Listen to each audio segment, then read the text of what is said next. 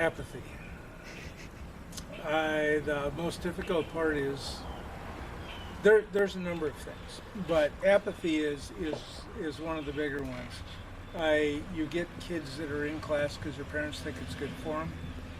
They don't want to be there, so they don't care, and that's tough. The other thing, and this goes against a whole lot of things, but I'm going to say it anyway. There has been a movement going on in this country for many, many years. And one of the things, and you probably have heard things along these lines, you have to be concerned about the child's self-esteem. Everybody gets a trophy. Everybody's a winner. We don't keep score in Y soccer because there's no reason to keep score. Everybody's a winner. Okay. The bottom line is there are winners and losers in life. Ask Bill Gates. Have you ever read Bill Gates' 10 Rules for Life? Oh my God, you absolutely have to put that on your thing. It's like I had it printed out one time and hung it on my desk because it was so interesting. It was just like, there are winners and losers. Not everybody gets a trophy. If you don't perform, you're out. You're done. You're going to get fired. And honestly, this has been going on for many years. When I was a high school special ed teacher for years. The kids would come to me in 7th grade. I'd get them in junior high, and they expected you to do everything for them. And I'm like, I am not filling out your paper. Fill it out yourself. And they're like, well, my other teacher did it. And I'm like, good for her. I ain't doing it. And they're like, but. And I'm like, welcome to the big world. I ain't doing it. And it's this sense of entitlement, this sense of always being given things. And it's kind of sad that it's gotten this far, but it really has gotten to the point where it's like, come on, do something for yourself. And a lot of the kids that come into your class they're expecting things to be nice. They're expecting things to be easy. And I'm like, you can't get past this belt unless you remember these things. We've been over this 50 times. You have to remember this. Your body remembers it.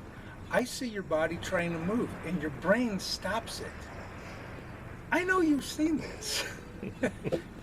And they're like, but I'm like, just let your body go. Let your body do what it's supposed to do. We've done this 30 times this class. Just do it the way I told you to do it. Don't think about it. And I get kids that get up, they get close to they're getting up blue, brown, and I'm like, you're going to do it my way or you're never going anywhere. And they're like, what do you mean? I'm like, I'm going to have it my way. This is not a democracy. This is a dictatorship. I am dictator for life. Until you take over from me, you have to do it my way. And you will do it my way, or I will not let you advance. And they're like, but, and I'm like, no, this is not, it is not a choice on your part.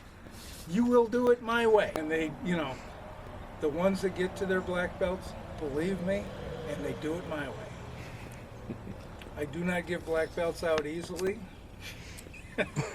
I've had more kids quit at brown and red than they usually drop out either at green or brown and red. And they quit at red or brown because they refuse to do it my way. And I'm like, if you just do things my way, it will work. Board breaking's the same way. If you do it exactly the way I tell you, it will break every time. If you don't, it won't. And when they break it, I say, what was the difference that time? I did it your way. There it is. Do it my way. I've made enough mistakes doing this, one of the things I always tell the students is I've made every mistake possible there is to make in this. I have screwed up absolutely everything. I have failed at everything. You know, one of the things that, you know, I have a former student of mine that posts stuff, and one of the things that he did was the difference between a master and a beginner is the master has failed far more times than the beginner can even imagine. And that's true. I have failed far more times than I'd care to even admit to anybody. But I have, and you can say this from your own experiences, you have failed at things more often than not.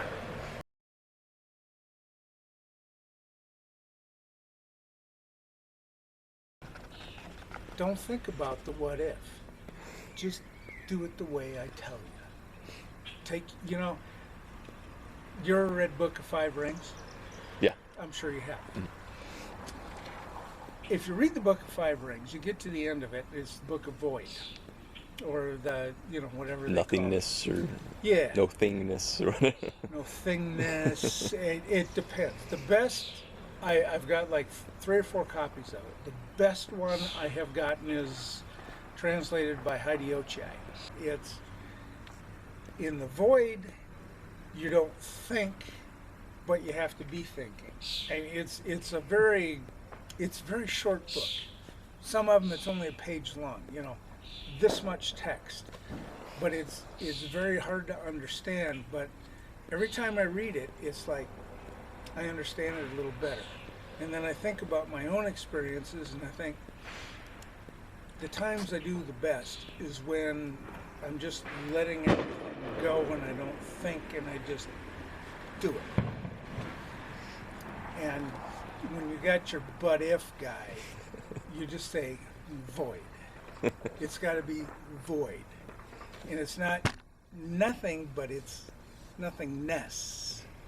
And it's a very hard concept, and honestly, most adults don't get it. But if you ever experience it, then you understand it. It's like the 70s crap where, well, if you don't get it, you'll never get it, but if you do get it, then I don't have to explain it. But if I have to explain it, then you'll never get it. So, I mean, it's just drives you crazy trying to figure that stuff out.